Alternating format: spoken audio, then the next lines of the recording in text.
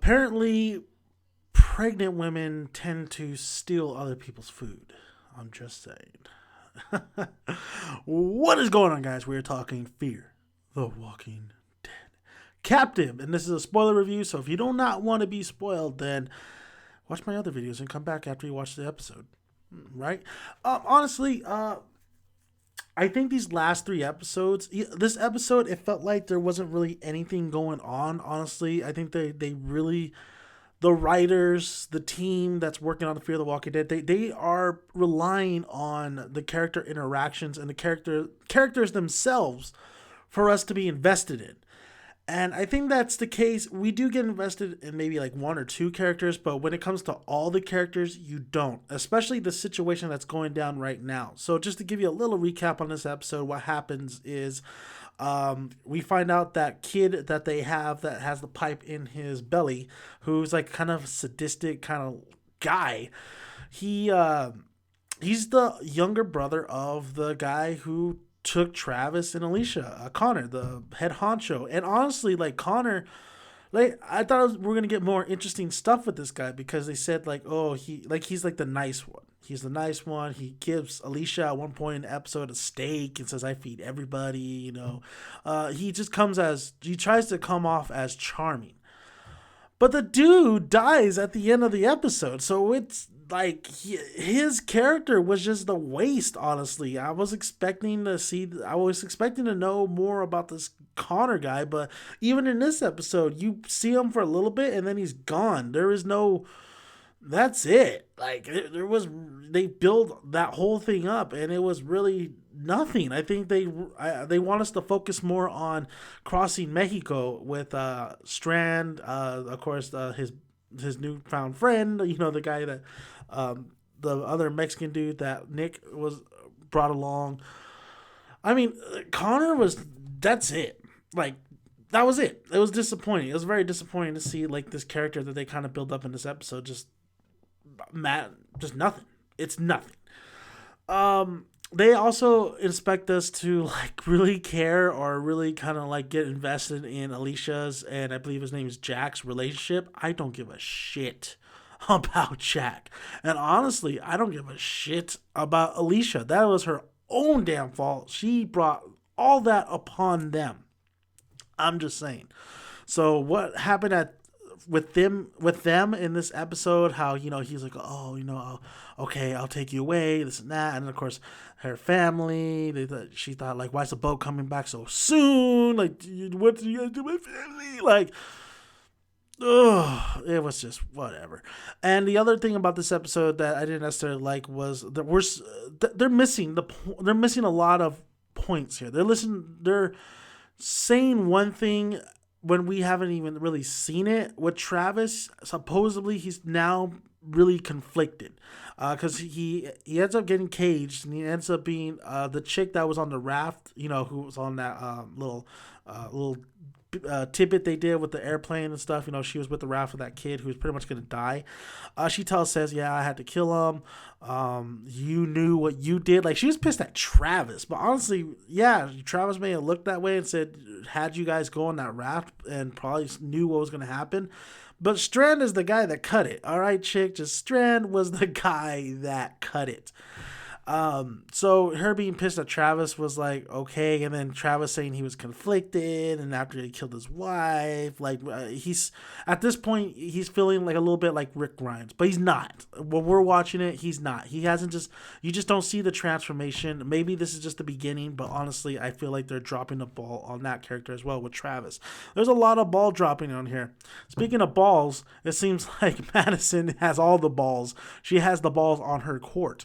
Like, she pretty much tells Strand, we're going to go get my family. I saved your ass from the water. I could have left you out there to die. She's worried about Nick because Nick seems like, I think out of all the characters, I'm back on board with Nick. I really like Nick and his free spirit. He is kind of, he's a loon. He's a loon. He's a goof, but yeah, he feels natural and at ease when he's with the zombie apocalypse world that he's in, because he mimics them. He's basically, like he said, that this world was this is what he saw when he was on drugs. Now it's just everybody can see it now. So he's at ease with it. He wants to do. He's actually contributing and really getting into a lot of stuff. And what I really loved about out of all the interactions was his interaction with Chris. And Chris in this episode is just really feeling he is on another level. He's on another level as a whole. Like he's getting tempted to kill this kid. I think he ends up kind of killing him, honestly. Um, he's blaming himself for not only his mother's death, but also having the pregnant chick and the dude that they have captured, Connor's younger brother, onto the ship. He should have just shot him. And Nick tells him, like, you're gonna shoot a pregnant woman, man? Like, nah, I would never shoot a pregnant woman. Like, come on, you gotta get your head right.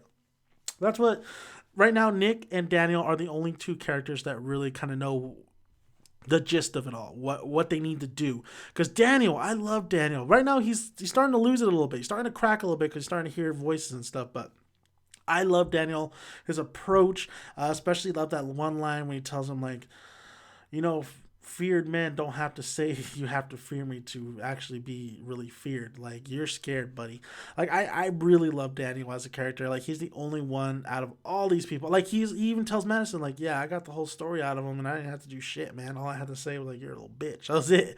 But no, Daniel's a pretty awesome character indeed. So let's get into basically the whole finale of this episode, and that was to use Connor's younger brother, because at this point he does turn, he becomes a zombie, but they go straight from the comic books because there's the same scenario at the end, just like the end of this episode, where they fake that he's still alive and they have a bag over his head to make it like he's struggling to get free and stuff. And then when they take the bag off, he's a zombie and then he bites Connor in the arm.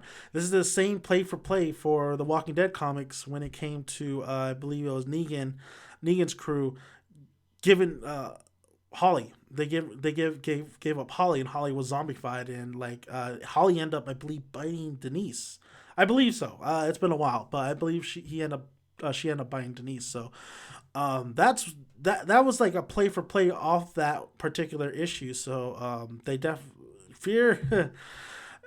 It's cool. It's cool because I don't think The Walking Dead was ever going to use that type of moment. It would have been cool if The Walking Dead did it, but I don't think they're ever going to do it. So it's cool for Fear to have that, at least that moment in their show. But that's pretty sad to think like the writers of Fear the Walking Dead has to rely on the actual comic, even though it's not this. They're a spin-off and everything. But I feel like Fear should have. No, I like it. I'll say I like it. I honestly like it. If they need to rely on that, fine. If anything, to make this show a little bit more better. And that particular part was better. Acting wasn't. The acting was not very good in that particular part. But overall, it is what it is. So, all right. So, this episode, like I said, was just really, some things were good about it, but most of it was just, getting to that very end, especially getting Alicia getting rescued and Travis getting rescued.